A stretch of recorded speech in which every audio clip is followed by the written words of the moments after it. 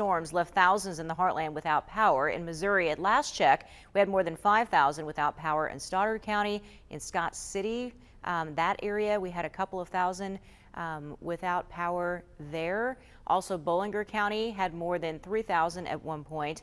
In Tennessee, more than 2,000 in Obion, Lake, and Weakley counties. Kentucky, over in Callaway County, they had more than 7,000 without power.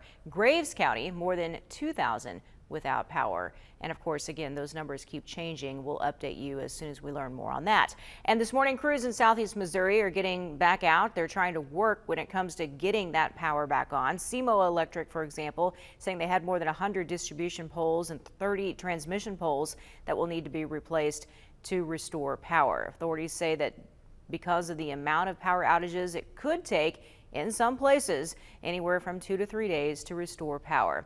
And keep in mind, we've had a lot of down lines. Do not assume that the power is dead. This line's laying on the ground, obviously, but do not assume that that line is dead. We have to know about it, and we just ask that as your friends and neighbors gather to help you clean up, that you just let us get the wire out of the way. So again, please do not take it upon yourself to move any wires. Definitely contact your electric company.